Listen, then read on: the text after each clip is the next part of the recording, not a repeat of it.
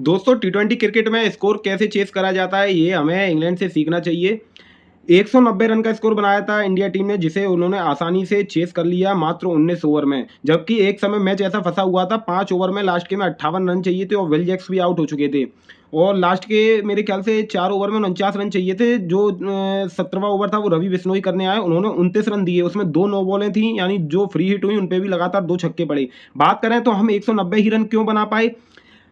जब 13वें ओवर हमारे शायद टीम इंडिया के 13वें ओवर में 130 रन थे, 3 विकेट के नुकसान पे 14वें ओवर की लास्ट बॉल पे शायद श्रेयस अय्यर आउट हुए। उसके बाद से पूरा मोमेंटम टीम इंडिया का बिगड़ गया और 17वें ओवर में जाकर हमारा स्कोर 153 रन के करीब था और ईशान किशन स्ट्रगल कर रहे थे और वो शिवम दुबे आज चले नहीं, तो वो स्कोर हमारा 200 नहीं बन पाया। और पिछले मुकाबले में शिवम दुबे चल गए थे, वहां तिलक वर्मा नहीं चले थे और आज यहाँ पर तिलक वर्मा चल गए। और उन्होंने चल क्या गए, लास्ट के अंतिम के जो लास्ट ही ओवर था उसमें 2 छक्के और 1 चौका मारा था। उससे पहले 19वें ओवर की लास्ट ओवर पे हर्षित राणा ने 1 छक्का मारा था, जिससे लगभग हम अच्छे स्कोर पर पहुंच गए थे। लेकिन हम गेंदबाजी की बात करें तो हमारे स्पिनरों ने तो अच्छी गेंदबाजी की। रवि बिश्नोई को अगर छोड़ दिया जाए, वो काफ़ी महंगे रहे और लग रहा था काफ़ी प्रेशर में गेंदबाजी कर रहे थे।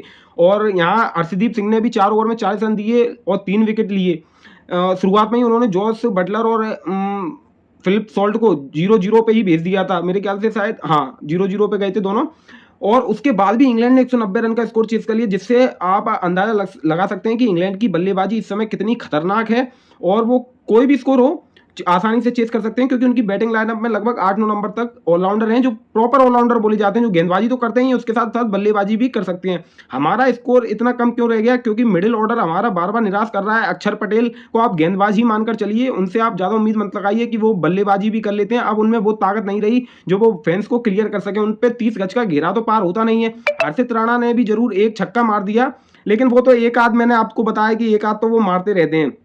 लेकिन जो इंग्लैंड के 2 विकेट गिर गए थे, उसके बाद जो हैरी ब्रूक ने काउंटर अटैक किया, पहले ओवर में मात्र 1 ही रन था। उसके बाद हैरी ब्रूक ने जो काउंटर अटैक करके मात्र 15 गेंदों में 39 रन की पारी खेली, जिसमें 4 चौके और 3 छक्के शामिल थे, जिसमें हैरी ब्रूक का स्ट्राइक रेट 260 का रहा। और जैकब बेथल की दाद देनी होगी दोस्तों, इतना युवा बल्लेबाज है, आईपीएल में मौका नहीं देती आरसीबी। इस सीजन तो दिया था लेकिन उन्होंने कुछ खास प्रदर्शन नहीं किया, लेकिन पूरा मैच खेल के गए। शुरुआत में काफी स्ट्रगल करते रहे, लास्ट के जो रवि बिश्नोई का ओवर था जिसमें उन्होंने 29 रन लिए, उस ओवर से उन्हें पूरा मोमेंटम मिला। मोमेंटम ऐसा मिला कि उन्होंने फिर पूरा मैच ही बदल के रख दिया और 76 रन बनाए 46 गेंदों में, जिसमें 5 चौके और 5 छक्के शामिल थे। तो बात करें तो जो पहला मैच हमारा डरम में खेला गया था, जिसमें जो बरसात के कारण रद्द हो गया था, 190 रन वहां भी स्कोर था इंग्लैंड के लिए, वो मैच भी इंग्लैंड आसानी से जीत लेती, क्योंकि हमारे पास गेंदबाजों की काफी कमी है। हर्षित राणा पे आप ज्यादा उम्मीदें नहीं लगा सकते और ना ही अर्शदीप पे। वो तो इंग्लैंड के बल्लेबाज मारने गए, वो धोखे में उनको विकेट मिल गए। मैं जब तक आपके पास जसप्रीत बुमराह नहीं खेलेंगे, आपकी गेंदबाजी में कोई दम नहीं है। आप जसप्रीत बुमराह को चाहे कितना भी रेस्ट करा लीजिए। और आपने भुवनेश्वर कुमार, जो पिछले 2 सीजन से आईपीएल में काफी गजब का परफॉर्मेंस कर रहे हैं, उनको आपने नहीं चुना। रवि बिश्नोई आईपीएल में जिन्हें खिला नहीं रहे थे, उन्हें आपने टीम इंडिया में सेलेक्ट कर लिया, वो भी काफी प्रेशर में नजर आए। आप यूजी चहल को ले सकते थे, आपके पास ऑप्शन काफी है। बल्लेबाजी की बात करें तो बल्लेबाज में आपका जो अगर शुरुआत में आज वैभव सूर्यवंशी को मौका मिला, उन्होंने 10 बॉल में 14 रन बनाए, जिसमें 2 छक्के शामिल थे। ठीक है, डेब्यू मैच था लेकिन उन्होंने इंटेंट दिखाया। और जो हमारे अभिषेक शर्मा थे, अभिषेक शर्मा तो जैसी बल्लेबाजी करते हैं वैसे ही उन्होंने की। 24 गेंद में 43 रन की पारी खेली, जिसमें 8 चौके और 1 छक्का शामिल था और 180 का उनका लगभग स्ट्राइक रेट था। यो उनका काम ही है कि पावर प्ले में जाकर 60 से 70 रन का स्कोर देना, जिससे कि टीम इंडिया 200 पे पहुंच जाए। तो टीम इंडिया यानी शुरुआत तो हमें सही मिल रही है। संजू सैमसन को नहीं खिलाया, इस बात का मुझे दुख हो रहा है। तिलक वर्मा को खिला लिया, संजू सैमसन को खिला लेते तो 3 नंबर पे खिलाते और ईशान किशन को 4 नंबर पे।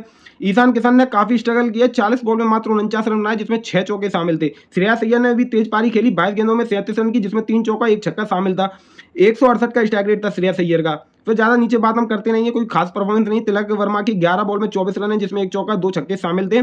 लेकिन यहाँ पर आप एक बात देखिए, सूर्य कुमार कैसे भी कप्तान थे, लेकिन उनकी कप्तानी में हमें हार ऐसे नहीं मिलती थी। वो बॉलों को अच्छे से यूटिलाइज कर लेते थे, वो प्लेयर को की नीड समझते थे कि उन्हें कब बॉलिंग करवानी है और कब बैटिंग को उतरवाना है। लेकिन श्रेयस अय्यर अभी नए नए आए हैं, लेकिन उन्होंने शुरुआत के जो 4 मैच खेले हैं उनसे कप्तानी तो मुझे नहीं लग रहा कि हो रही है, क्योंकि पिछले 2 सीजन में जो वो पंजाब की कप्तानी कर रहे थे, वहां भी जब प्रेशर में टीम आ जाती है तो उनके गेंदबाज नहीं चलते। इसी वजह से पंजाब पिछले 2 सीजन में शुरुआत में अच्छा परफॉर्मेंस करने के बाद भी फाइनल में तो पहुंच जाती है, लेकिन जीतना उनके लिए काफी मुश्किल होते जा रहा है, क्योंकि वो गेंदबाजों का इस्तेमाल नहीं कर पा रहे हैं। वो केवल बल्लेबाजी पर निर्भर रहते हैं और जिस तरह का हमारा बल्लेबाजी लाइनअप है उसमें आप अंदाजा मुश्किल ये, जब तक आप 220-230 का स्कोर नहीं बनाएँगे, आप मैच कैसे भी नहीं जीत सकते और इंग्लैंड को आप इंग्लैंड में आप नहीं हरा सकते। अभी ये वो इंग्लैंड नहीं है जिसको आप आसानी से पेल दें, है ना? तो दोस्तों कमेंट करके अपनी राय ज़रूर दीजिएगा।